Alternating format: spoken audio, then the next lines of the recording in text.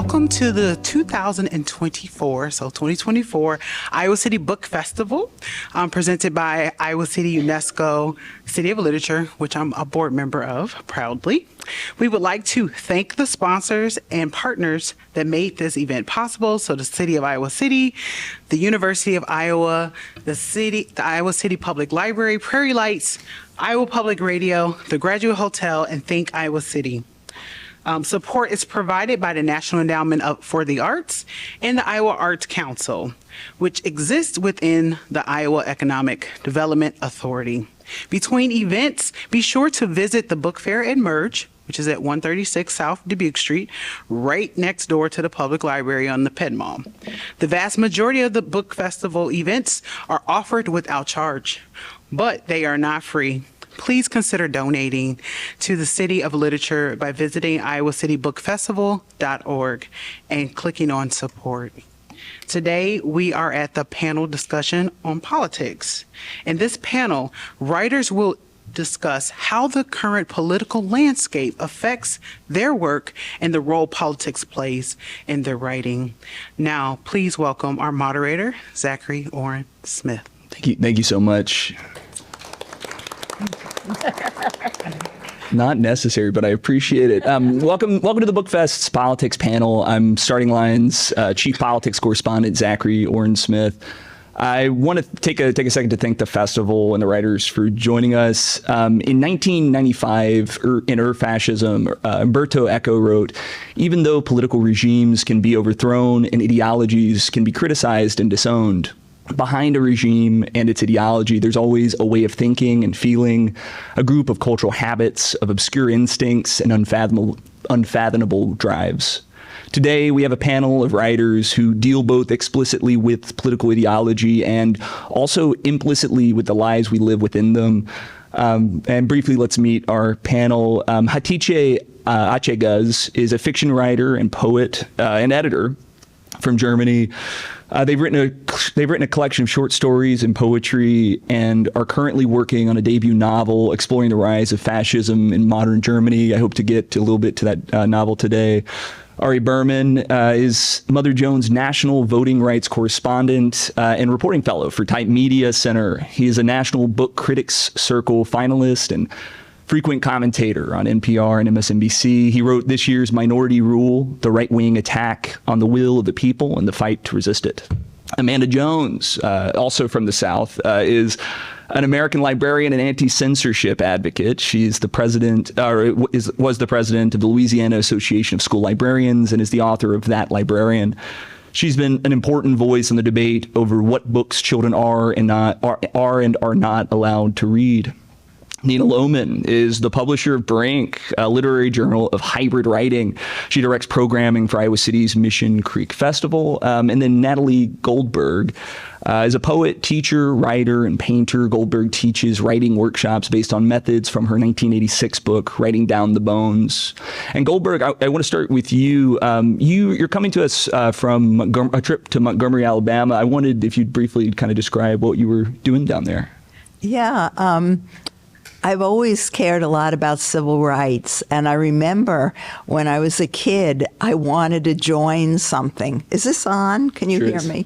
I wanted to join something with civil rights, but I didn't know what, and I was very meek, and we were living on a split level development on Long Island, and I knew my parents would go berserk if I asked them. So I let it go, but in my heart of hearts, I never forgot it. And I was very driven to pass on writing practice, which was, I'd practiced Zen for 12 years, and Katagiri Roshi and I put it together, how you can learn. I wanted to write, but I couldn't figure out how. And really, the writing is about the mind. You know, otherwise pen, paper, and the human mind. I know some of you use computers, but it's still the human mind. Anyway, so I was driven with that. But now that I've stepped back since COVID, I've donated money for a long time to the Southern Poverty Law Center. And I went down, they invited me down for a conference in Montgomery, Alabama. And when I went there, I went to, I don't know if you know Brian Stevenson. He wrote Just Mercy. He wrote the book and he also did the movie. And I remember seeing the movie 10 years ago and thinking, I can't touch this. It's too painful. But I finally stepped forward. I went down to Montgomery and I saw what he was doing. He has a museum for enslaved people, for the history of enslaved people, all the way up from coming across the ocean all the way to incarceration now. And then another museum, it's not a museum. I don't want to call it, people call it the Lynch Museum, but it's not. And it's outside and it's a killer. I mean, I just thought, who is this person? Who are they engaging to develop this work? It's the best stuff I've seen any place. And since then, he's done a sculpture garden. He bought 17 acres on the Alabama River. And the Alabama River is where they would buy enslaved people and then send them downriver. And that expression, sold you down the river, comes from there. And so I thought, I'm going to bring a group down here. No more going to Asia and Japan and studying Zen over in Japan. I'm taking them here. And I knew to pick people. I invited people that could handle it because it's very raw. And I just brought a group down and I've just come back. And please go down. Mm-hmm. And the group, I'll say one other thing, was I rented a conference room, and every day at 4 we would meet and talk about what we saw. And we went around and I said, okay, who would you bring here? And everybody said, oh, I'll bring my parents, oh, I'll bring my children. You know, and I'm sick of that, frankly. Since COVID, all people do is talk about their family. Mm-hmm. And I'm just sick of that. I didn't ever think that. I had to get as far away from my family as I could. And suddenly everybody wants to be with their family. So after we went around with 18 people, I thought, Natalie, behave yourself. Don't yell at them. So I just said quietly, if I brought my family, none of you would be here. So it was sort of like a haiku. They had to take a leap. And it's wonderful because they got it. They got the message. And they really are spreading the word because we need to spread the word. Germany has done a beautiful job and really looked, not everybody, but some people and some cities have looked at what happened in the Holocaust. But the U.S. has not really, we're rich on somebody else's back. And I know you think I was just a polite Buddhist too, but it isn't like that. Okay. In 2003, you told The Sun in an interview that one reason we're so quick to drop bombs is that we see the world as abstract and removed. If everyone in our country had a regular writing practice and a true relationship to their mind, we wouldn't be as likely to swallow slogans and be ruled by fear. I was 9 at the time when this was written, and I might have agreed with you at that time. But I see many people caught up in the process of putting words to their feelings in comment sections on websites like the one I work for, and I don't get the sense that bombs are dropping at any less speed. Would you draw a distinction between what the kind of writing process that you imagine informing that belief, right? And kind of what we're seeing as the sort of like content explosion of this time? Well, in 2003, I was very idealistic, and I practiced my ass off as a Zen person. I still believe in it all, but it doesn't mean that it happens. And what I meant by that is about being specific. And if what happens, the more we become abstract, the more they can drop bombs and we don't even know it. we have to pay attention. And part of paying attention is being specific. You know, just today, you have that beautiful quote, UNESCO quote, and then a group of 2 women were sitting there, and I asked, do you know about this quote? And they said, no. And I said, well, look at it. And then the next thing I said, what's behind you? They said, we know there's something behind us. I said, what is it? They said, we don't know. I said, look and be specific. I'm a real pain in the neck. You don't want to be around me. But it is really true. We need to wake up, be specific, and see what's going on. Because if we don't see it, we can't even do anything about it. And I think that's what I meant, is people live in the abstract. Writing practice demands you to be specific. And it began for me with women, and women having a confidence in our experience that even opening the refrigerator is valuable to write about, and our voices are valuable enough. And we can stand up and we can speak. I think that's what I meant. Thank you. Nina Lohman, I wanted to move to you. In your book, The Body Alone, you write a great deal about isolation experienced in chronic pain. This is a social symptom of a biological experience. Can you tell me about how this isolation shapes or figures into your relationship with politics at this moment? We were talking a little bit about healthcare, if you will. Yeah, absolutely. So the book that I wrote recently called The Body Alone, it chronicles my experience with chronic pain for the last 17 years, kind of digging into different parts of that experience.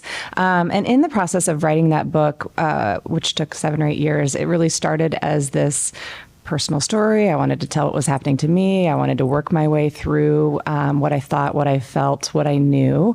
And the more I read and the more I researched, it really became clear that what I thought was a singular experience, my own experience of feeling and being told that I have something called chronic daily headaches, which is exactly what it sounds like. And I was told by a lot of physicians that they didn't know what to do with me. They didn't know what caused it, or what would make it go away, or what would help, or anything like that. And the more I read and talked with other people, the more I realized that it's absolutely not me. I'm not an anomaly. There are millions of people. Most of them are about my age. Most of them have female sex parts. And there was a point in writing this book that really turned from being my story to realizing that this is something that is political. This is something that is affecting everybody, not just me and my body. And there was actually one really specific moment that turned that corner for me. And it was in the research where I learned that it wasn't until 2016 that the National Institute of Health mandated that pain medication be tested on both male mice and female mice, both men and women. And that was 30 seconds ago. That was hardly a minute ago. And I can't believe how long I have been ingesting medication that has exclusively been tested on a body that does not reflect my own. So I think, Natalie, what you were just saying, be specific, pay attention, open our eyes, look around. Everything we do, everything that touches our body and touches what we do is political. Thank you.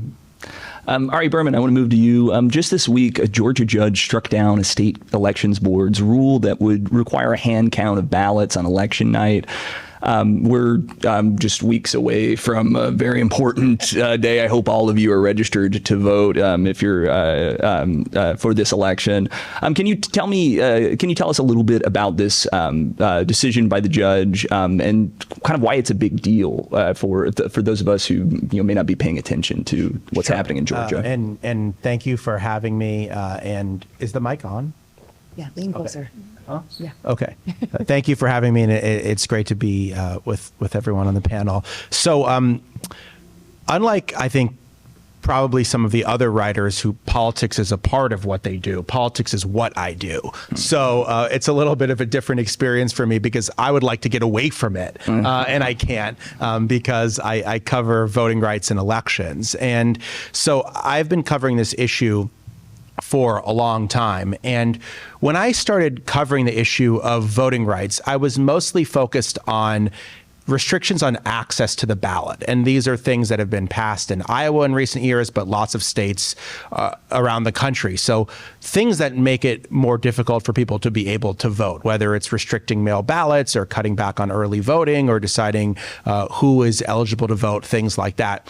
What's really happened as a result of the 2020 election, though, ever since Trump tried to overturn the election, is we've been focused not just on restrictions on the front end of the process, but now restrictions on the back end of the process, meaning how elections are run, who's in charge of them, how are the ballots counted, how are elections certified. Those are things that we had really, with a few exceptions, not really been talking about prior to 2020. And I think Trump's attempt to overturn the election was very eye-opening for a lot of people, that there was a lot of vulnerabilities in our election system that we weren't aware of. And that even though Trump failed to overturn the election, he exposed a lot of vulnerabilities, and he got a lot of people involved who believed the election was stolen and then got active in the election process. So Georgia is a very good example of that.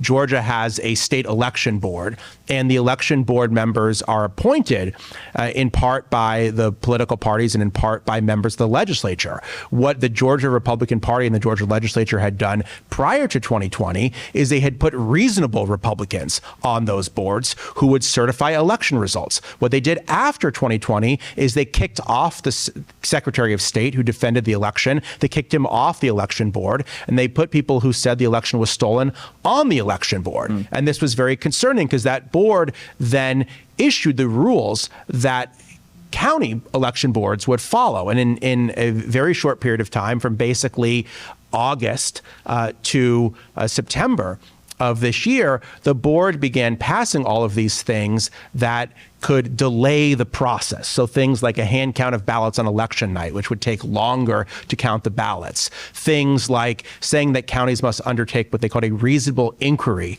before certifying the results without specifying what the inquiry would be.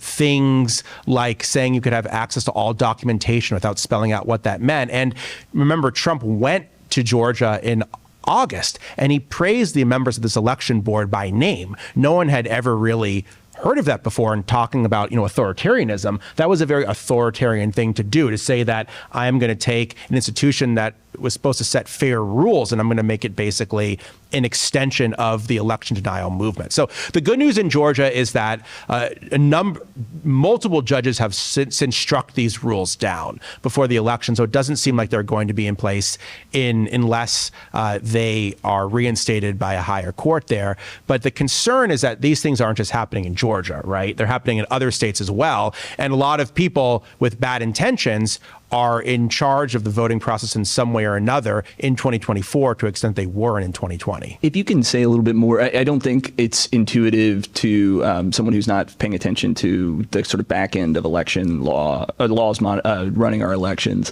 why a delay in time to certification would be a tremendous, it would tremendously impact kind of our experience of this election, kind of when we get that result. Can you say a little bit about why that's important? One of the ways that Trump really weaponized disinformation in 2020 was he cast a lot of aspersions on how long it was taking to count votes. So, for example, he had a lead and then his lead disappeared in places like Wisconsin and Pennsylvania because it took longer to count ballots. And that was viewed as not just the normal process of counting ballots, it was viewed as some evidence of a nefarious conspiracy. Like they literally picked up the ballots from under the table and counted them for Biden. I mean, that's literally what they were saying. They counted them for Biden and they threw out all the Trump ballots. I mean, that's what people believe.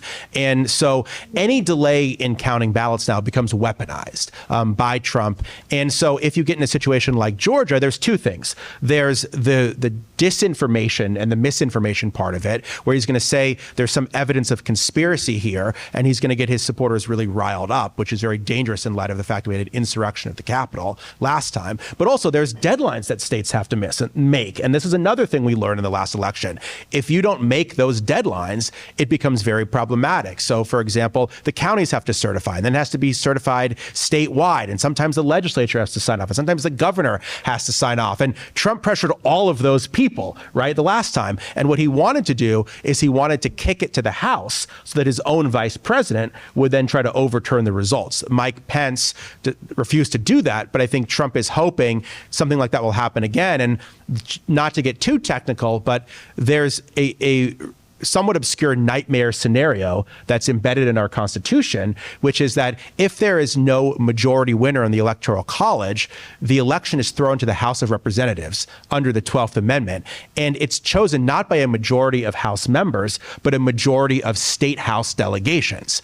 And Republicans have a majority in state House delegations because they've gerrymandered a lot of states like Wisconsin, and also places like Iowa, when I was growing up, which were very purple, have now become a lot more red. A lot of rural America has become a lot more red. So in Iowa and Louisiana and all these places. So if that happens, you could essentially have a situation, I'm not saying this is likely, but it's possible, in which Trump doesn't win the popular vote. He doesn't win the Electoral College. Republicans don't even control a majority of House members, but they're nonetheless are able to install Trump as president. I don't want to ruin everyone's Saturday afternoon. I'm not saying that's going to happen, but it's a possibility in terms of our Constitution. Stakes are always important, so we appreciate our nightmare scenarios here. Amanda Jones, I want to turn to you now. You've written about your struggle with parents and electeds to maintain access to books. Focusing on the stakes here, I want you to explain why this point, why this is so important, why access to books for children is, has become such a central struggle for you and kind of your life. Well, kind of what Ari was saying was about, weaponizing disinformation and misinformation is what's happening with our books in our libraries and our society. We're seeing a huge push to silence voices, silence entire communities, and the threat against, the First Amendment, free speech. Our libraries are under attack, and everything, it seems like separate issues, but they're all the same. They're all the same people pushing the same things, misinformation, disinformation. There's, a society, we're being led to a society that's being ruled by fear, like what Natalie said.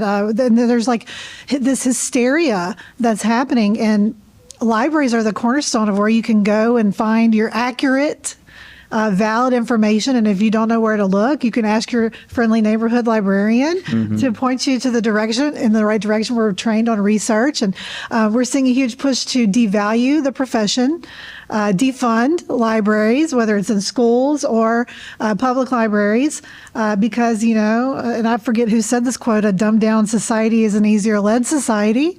But what scares me the most about this push, not only, the defunding and the devaluation of libraries and librarians and library workers, is that if voices are silenced, these books that they want to ban, they're by authors, about characters, and for people from all walks of life, but about characters from historically marginalized communities. And they're trying to rewrite history. They're trying to say certain things didn't happen in the past, whitewashing things, or well, they've been whitewashed. And we're trying to, anyone who tries to give accurate information is harassed. Voices are valuable, and they're trying to be silenced and stifled right now. And, politics is not what I went into. It's not what I went into, but apparently now that's all I talk about. And I never thought, as a school librarian, I'm a 5th and 6th grade middle school librarian. And I've become this accidental activist that is speaking out for intellectual freedom. But as I have gone through this journey of being targeted by Christian nationalists over the past 2.5 years, I see that it's all connected. And my eyes have been opened, and it's all been connected. Elections, stories, voices, everything is trying to be stifled. And if you, especially in rural Louisiana, if you speak out against that, you're harassed and defamed and attacked. And but it's very important that we stand strong and provide children and the communities with accurate information. And everybody deserves to see themselves, their stories on the shelves in libraries. In my community, they'll say, one of our library board of control members said the library should be for the majority and not minorities. And that just, I gasped when he said it out loud. I gasped because he himself is actually from a historically marginalized community, which shocked me. But it's very important, and everybody pays taxes. You know, everybody's a part of the community and deserves to be represented. And so we've got to stand up for these attacks on the books and the stories and the people in our libraries, because libraries are for everyone. So many of these fights are happening in our small towns. I've seen as a statewide reporter that it's been very difficult to track kind of where challenges to certain books are happening and at what time. It's such a widespread phenomenon. I find it very difficult to track. Can you tell me? You talk a little bit about why the kind of specificity, because this is happening at the local most level, right? Like why that adds an added challenge, right, to kind of thinking about these challenges. So these people have been planning this for years. They've been planning this for years, and these attacks are, you know, people tend to think that attacks on libraries and books and these stories, oh, that'll never happen in my town, but it's happening everywhere. Big cities, little cities, little towns, red, blue, purple, whatever. And I kind of I lost track of what you tell me. Talking about because it is so local, Yeah. it is hard to see sometimes. So it's local, and they sneak things in. They'll slide it into library board of control meeting or a local governance or a school board, and it's very local, and it's harder to fight at the local level because it's so widespread. There's thousands of these local battles happening all over. So how does an association like the American Library Association or Every Library or PEN America put out all of these little fires? It's almost impossible. It takes grassroots efforts in local communities. And in all these communities, you don't always have somebody that's going to stand up and fight back. So they're winning in all of these local arenas. Which is actually I hate to give them credit, but it's actually kind of genius on their part that instead of doing something federally, they're doing all of these local pushes. My hope is that nationally we'll start seeing bills and things to protect the right to read. We see it popping up in several states. We need something nationwide to kind of stop this. But yeah, it's very local. And again, it doesn't matter large cities, small towns. It's happening everywhere. I can tell you somebody that it's happening to a school librarian or a public librarian, where it's happening in their community in every single state in the United States. And it's very important to pay attention at the local level because they sneak it in. And if you're not paying attention, before you know it, they've passed legislation or they've banned hundreds of books. Thank you. Hatice, I want to turn to you now. Zoom out for us. You're working on a novel looking at fascism, the rise of fascism in modern Germany. And I wanted you to try to connect some of the things that we've been talking about at the table today with that kind of what you're witnessing in your home country. Okay, wow. Thank you for this amazing thing I have to do now. But actually, I can really connect with everything you said, even though I'm not from America and I'm from Germany. So but what I've noticed in Germany and in Europe in general, we look a lot at America and then we take bad ideas that you have and do them, like having people like Trump. Okay, many things he does are very strange, but I've seen that they start to think those are good ideas. Like, for example, I'm researching for my novel, like crazy things that they're saying. And one thing they said was they want to forbid like the AfD, which is the right-wing party that is gaining more and more popularity in Germany. Maybe you heard of it. And they want to ban pizza, which I thought, for what? Are you crazy? No one is Fascism's going baked to into do the that. crust, maybe. And we have a very from Turkey a specific food. It's like kebab, but it's in a bun. And they also want that to be banned. And I thought, no one is going to do that. Nobody will say, okay, we just want schnitzel forever. That's not going to happen because people love this food. Why are you what is so stupid? It's so stupid. We have the same with healthcare. They want to especially they have something they call Mediterranean migraine, which is when people like me go to the hospital and they say, oh, they're just Mediterranean migraine. They just pretend to be sick, but we don't believe them so much. They don't tell you in your face, but things came out about it. They want to ban books for no reason, which is so stupid. I just can't. And especially they want to ban people like me to write books, especially about these things, because I'm very political. Also, I feel like I haven't chosen it. It just happened. And then I noticed, well, no one's doing it so much, so I have to do it, I guess. What I think what they did well is pretend to care a lot. We have a thing called Schuldkult, which is it's culture of feeling guilty, because we obviously feel very guilty for what happened during the Holocaust, and we have lots of museums. In school, everyone has to go to a concentration camp and look at it and be confronted with everything and do plays about it and read about it. We do a lot about the past, but we don't do a lot about the present. And since the 7th of October, there are so many mosques and synagogues being attacked. And I went for a research trip for my novel. I went to Halle, and Halle is where a guy thought, oh, I want to kill Jewish people for no reason.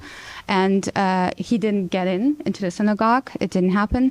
But I went there, and what I saw is that they still have to be protected. Since the 7th of October, they have to be protected by the police. There's always a police guard there. There's a van there because people want to still kill them.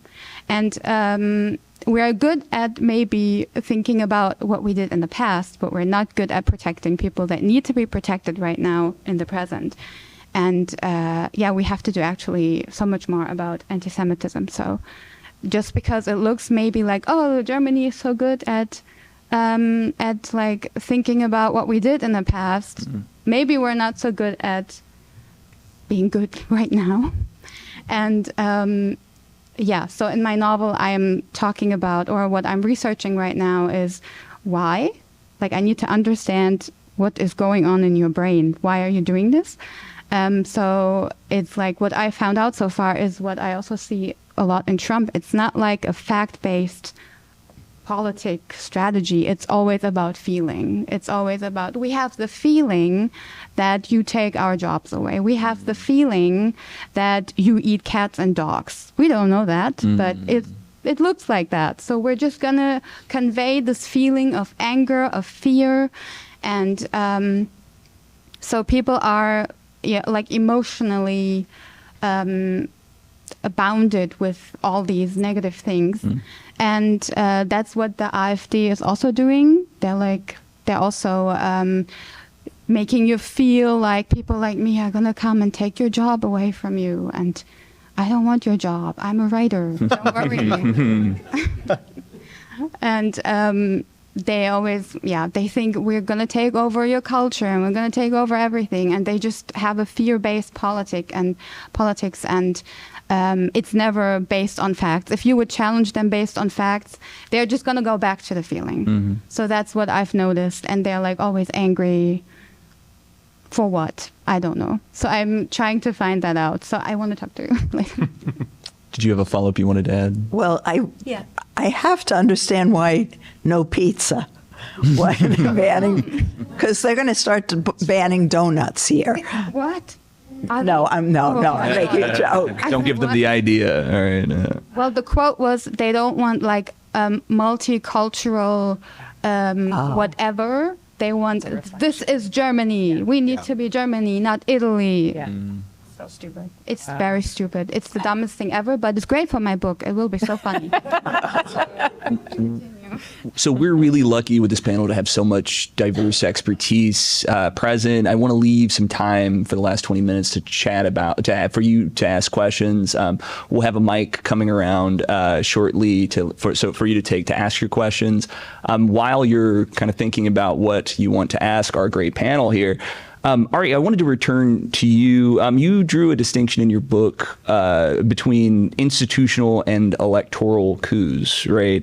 A structure I'm finding, it felt really, when I read it, I felt like very pertinent to this moment. And I wanted you to explain to the audience kind of that distinction and where that lives.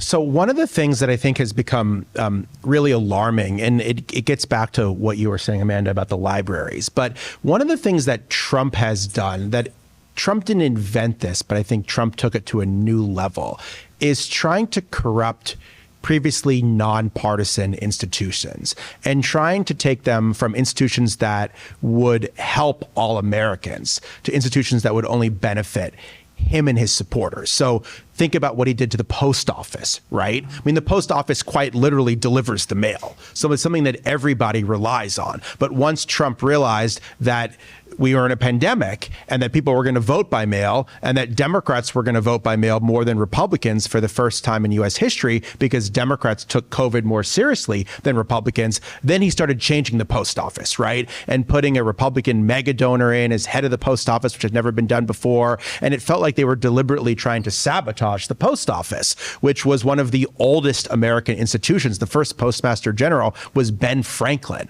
So, I mean, it literally dates back to the founding of the country. Same thing with the 2020 census. The census quite literally is supposed to count every person in America, not count every American, to your point earlier, but to count every person in America. And what Trump wanted to do is say that we don't want to count undocumented people because even though they are supposed to be counted in the census, they don't have a right to be here, thus they shouldn't be counted. Or we don't want to count people who weren't born here, things like that. So they tried to do changing the questions on the census and cut the funding for the census so that it would count fewer people of color, fewer people from immigrant communities.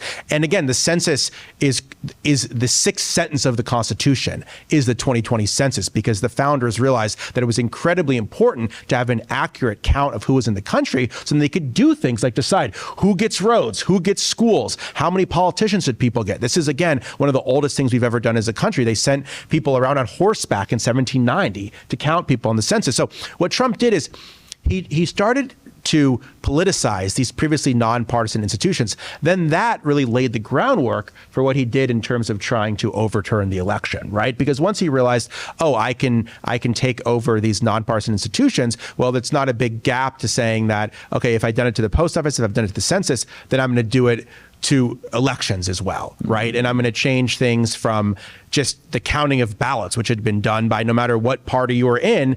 If you worked the polls, you counted the votes, right? And he was saying, no, if the votes are cast for the wrong person, then I'm not going to count them. And so I think that we're seeing it on multiple fronts right now, and they go together, right? Because the institutional coups, the institutional capture has a political purpose, right? It's being done for political reasons. And I would argue it's being done to try to limit democracy for people that they don't want to participate in the democratic process, not just in terms of voting, but broadly how we think of democracy, whether it's free expression or it's free assembly or a lot of these rights that we thought were guaranteed, but are now being restricted. Please. You know, I'd like to add on that because, you know, we're seeing the demonization of the American Library Association. And who is standing in the way of these efforts to ban and censor books? Librarians and the American Library Association. So what American Library Association has been around forever, nonpartisan. Our biggest push is that libraries are for everyone. And because librarians refuse to back down, you're seeing all of these bills to, have states pull away from the American Library Association. So it's the same thing. Thank you very much. Does anybody have any questions? I'm going to grab the mic and bring it to you.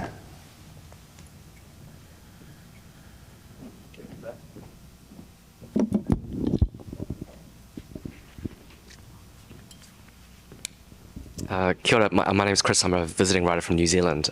We've had an election recently, and we voted in a right-wing government made up of three parties. We're calling them the Coalition of Chaos.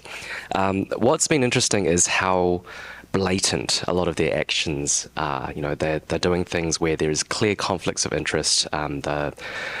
supporting lobby groups like the tobacco industry and the gun lobby in New Zealand.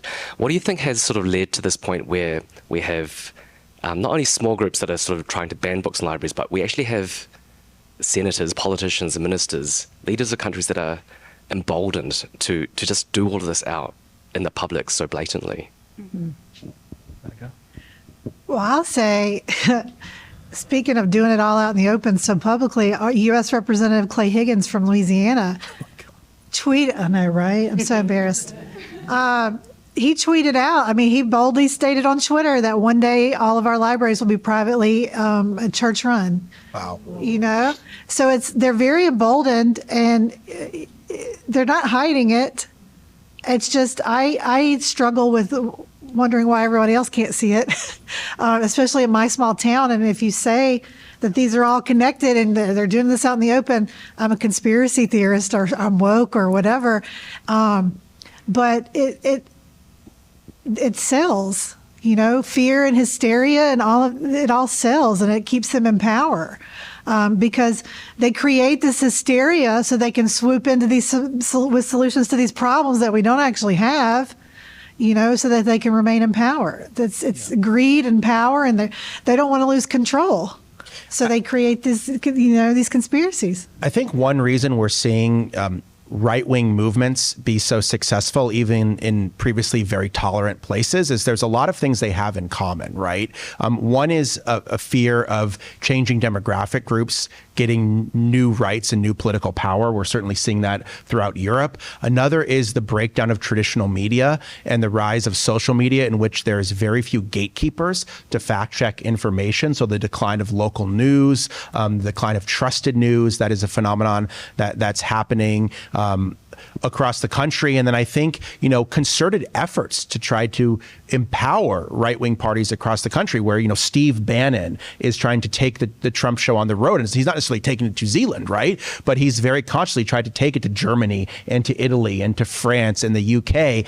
And then that sort of spills over to other places. And so I think sometimes it's comforting to feel like what's happening in America is not unprecedented, but I think America has been key in sort of pushing these things to the right. And I think, you know, the counterbalance of it is just basically a question of whether or not we embrace multiracial democracy or not, because I think that's an issue throughout the world now. A lot of places are looking more like America looks right now in terms of the population changing. And, you know, America, for a lot of its flaws, has embraced multiracial democracy, at least in the last 40 or 50 years. And now we're starting to turn our back on it. And that's having ramifications in a lot of other places as well. From what I noticed in Germany is they feel super safe. Nothing ever happens to them. If they do something bad, which is actually against the law, well, okay, pay this fee. Then it's fine. So they feel safe to just continue doing it. And yeah, that's my take on it. I wanted to say something else, but I forgot. I'm sorry. Maybe it'll come to me. I'll tell you later. Yeah, I had a question. Maybe Nina, you could talk to this, but I'm interested in how climate change and the, you know, more prevalence of, you know, a toxic world, how that might impact. I know this is going kind of to a different field of things, but I'm kind of curious if you think that will change the perspective of people in a political system or in power, because maybe it's just me, but, you know, I feel like more and more people are dealing with some kind of condition of some sort, and are looking for ways to ameliorate their health. And I'm wondering if the political situation, you know, like in Florida, there's climate denial, or climate change denial. And so does that impact also political systems? Do you think that maybe that will shift people towards working together in some way, or dissolution of healthcare systems, things like that? I couldn't tell if you said dissolution or the solution, because I feel like both feel like possibilities. So like breaking apart. Yeah, that's a really interesting question. I like it a lot. I think there's several parallels between what you're talking about with climate change, climate resiliency, and what is happening in healthcare. I think one of the things that comes top to mind for me is urgency, and understanding the urgency. And we understand the urgency when it happens to us or when it happens to people that we love, both in when we're talking about environmental changes, climate change, whatnot, but also health in our own bodies. Like it's easy to be healthy. It's not easy to be sick or to be unwell, especially if that's chronic, and especially if it's something that doesn't kill you. One of the things I think that I have come to understand a little bit more in the chronic illness world is people, unless it happens to you, people are really good at just sort of putting it over there, and doubting if it's happening, which was a word I heard you use as well. So yeah, I think there's potential. I think there's possibility, and I think the more that these things that happen slowly and again kind of move their way through people and through communities of people, that is both really terrifying, but I think it's hopeful in terms of change. We were talking a little bit earlier about grassroots change happening, and that really having a domino effect. So it can go up as well as going down. So I hope so. I hope there's solution and not dissolution. I haven't really seen, whole states have been wiped out. North Carolina, I don't see suddenly everyone believes in climate change. They just, and it's, frankly, it nauseates me a little where they say, oh, we all gathered together and helped each other. Yeah, for a moment. And then we forget about it when we're scared, when things are really right over our head, and then we forget about it. And that's what's disturbing. And people have used that like a hurricane. Oh, everyone gathered together. Yeah, for that minute, and then it's over. And I don't really see that. That's what's so frightening to me, is human beings are very thick and stubborn.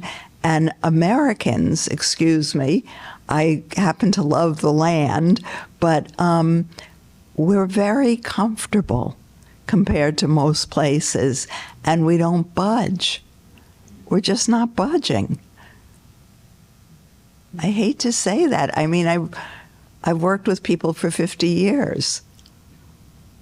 I was going to say maybe in Germany, I don't know whether there was always such a consciousness of recycling and health and things like that. So is that changing? I mean, the party, the AfD, is trying to also be like, it's not real, no climate change. But in Germany, many things are actually happening, like lots of places are flooding. So I think we're still more aware, maybe, because I've noticed here there isn't so much recycling, which I found crazy when I came here. I thought, oh my God, I feel so bad because I have to use this paper cup the whole time when I'm using it so many times until it's falling apart. Because I feel so bad because I'm used to not doing that in Germany. But it could be better. 100% could be better still. Yeah.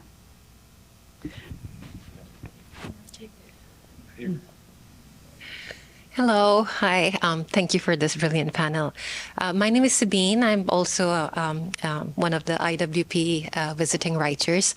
I'm originally from Pakistan, and it's interesting for me to listen to this because growing up, when I would travel, and I've lived in many places, when I would say I'm from Pakistan, people would say, oh, you're from this country with dictatorship and political uncertainty, and they'd be like, oh my God. Now when I tell people, oh, I'm in America right now, they say, oh my God, what's going to happen there? So it's interesting to see this contrast. So my question, I think many of you have already touched upon it, is that having lived in many different places, I do find that, we seem to be moving in these circles. The liberals will talk to the liberals, the conservatives will talk to the conservatives. So as writers, how can we be that bridge? How can we get people to listen, to change our minds? I know you just said that, people are stubborn, but it also makes me think that, yes, everything is political, but everything also exists on this notion of hope, whether we are trying to fight climate change, whether we are, aiming for political stability or for humanities. So how can, as writers, we be the change that bridges the gap between these minds? So if you could maybe comment on that. I'll say, so in my book, I wrote about book banning, but I tried to bridge the gap because there's a lot of disinformation out there about book bans and censorship. And so when I wrote it for people in the middle, people like my parents. Well, I wouldn't say my parents are in the middle, but I wrote it for people that, believe in hope and want to know the truth. Now, I can't force anybody to read it, but in my community, they have been. And it's very important to get the truth out in valid sources. So when I wrote, I was writing about how libraries really operate. This is the truth. And then we follow the money and why this is happening. But a lot of times the truth is lacking. And it goes back to, the question about climate change too, it's all connected because they're trying to stifle books about climate change and books about mental health and being Zen and socially emotional learning. And all we can do is push out the truth and hope that people read it at least as a writer. If, activist side is a little different, but, my hope is that people would read my book and say, these libraries should be nonpartisan. It should be for everyone. And we have to be the calm in the storm because there's so much hate being pushed, especially not just as a writer, but as a school librarian, as an educator. I forget who it was that said they pretend to care a lot. Someone on here said, I think you said people pretend to care a lot, but if they really cared, we'd be focusing on issues that really mattered. There's too much hysteria and misinformation floating around. So I just tried to push out the truth in my book. Whether that came across, I don't know. I tried.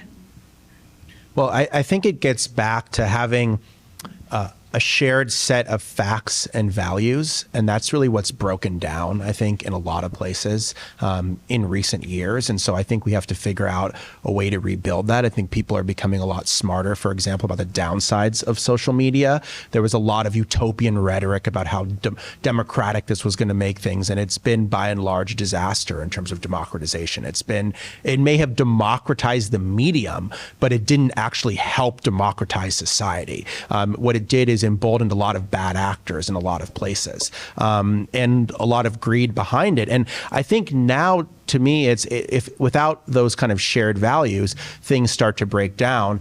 And then the question is sort of who you're writing for, because I don't think you could write for everybody, right? Unless you're James Patterson or something like that. You're not writing for everybody. And if you are, you're probably having to dumb it down a lot, quite frankly, if you're trying to reach everybody. Maybe people disagree on that, but generally speaking, you look at the most popular books that are sold, the books that sell 30 million copies, right? Some of them are good, most of them are bad, I would say. And so, for example, what I do, I report on elections, right? And one of the things, one of the dominant storylines in America for the last 4 years is how can we change the mind of the people that believe the election is stolen? And the question is, you can't.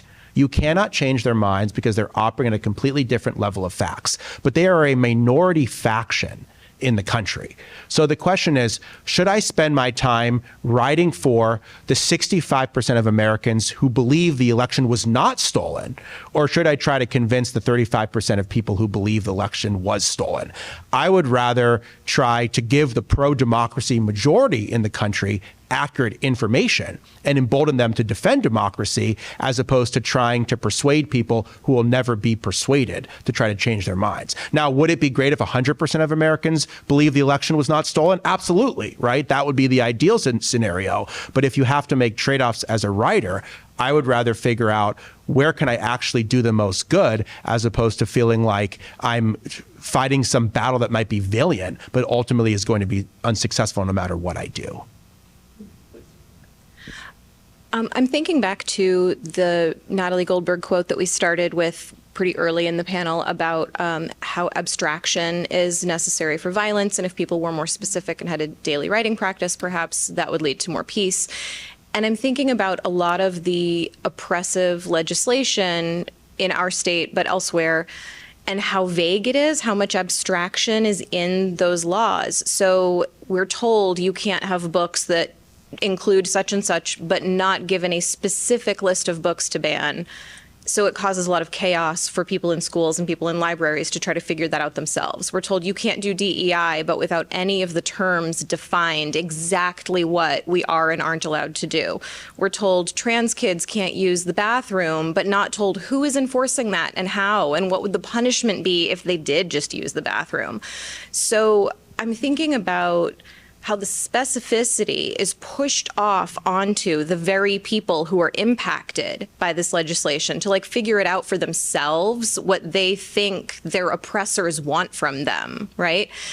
So I'm wondering if any of you have any thoughts about potentially effective strategies, either in making things more specific, in putting the demand for specificity back onto the legislators, or in dwelling in the abstraction and maybe flying below the radar. It's a great question. Great questions need great answers. Don't be shy. I do feel like one of the things I've tried to do in my work to address that, or address part of that, because there was a lot of really great stuff happening in that question, is to be specific and to use language to show the lack of other language when we fail to have proper terms or a proper diagnosis for people, when we can't even come to a common agreement on what it means to have these certain conditions. That's not just dismissive. It leads to people not receiving the care that they need. It goes on to isolation. It affects people in so many different ways. So I think that specificity for me, I try to reveal that in the lack of language that we have around healthcare and what that tells us. Yeah, I think you're right about the vagueness being part of the point, because when it becomes more specific, it's harder to defend. For example, when Florida said that you had to teach slavery as a common good, right?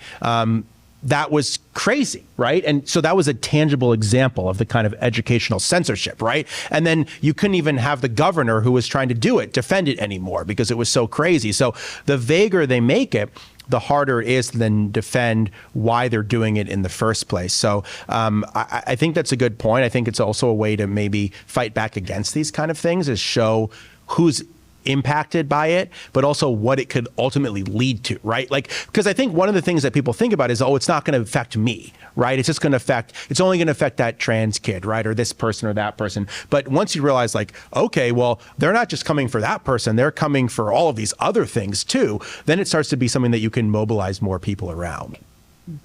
I think, they're purposely vague because fear and uncertainty is the point.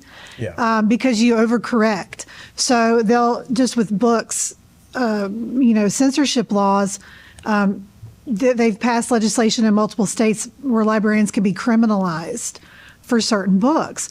Well, people are so scared of being put into jail for books that they're overcorrecting, and we're seeing soft censorship. So now we're not even ordering, some librarians, not me, are not even ordering the books anymore. And so they overcorrect, because you look at the horror stories, like a teacher in Oklahoma who shared a QR code for the New York Public Library got her teaching license removed a couple weeks ago. Strategies, I would love to know some strategies. The only thing I've seen effective so far has been lawsuits. And the average citizen, we don't have money. But I will say, there have been a lot of places in swing districts where the people that wanted to censor education have been defeated. So I think maybe you're being a little too pessimistic Yeah, probably about so. the fight back, because this has backfired in a lot of places. And I mean, there used to be particularly a very strong belief in this country that people should be able to do what they want, right? The mind your own damn business thing that Tim Walz talks about. That is not a liberal idea. That was for many years a conservative idea. So I think in terms of defending free speech, defending free expressions, I mean, these are bedrock principles in the Bill of Rights, in the Constitution. It should not be hard to defend the idea that even if you disagree with something, people should be allowed to do it. That is one of the most, if not the most American idea there is in our country. A spark of optimism. Thank you all for joining us. Give our panel a hand. This has been the Politics Panel.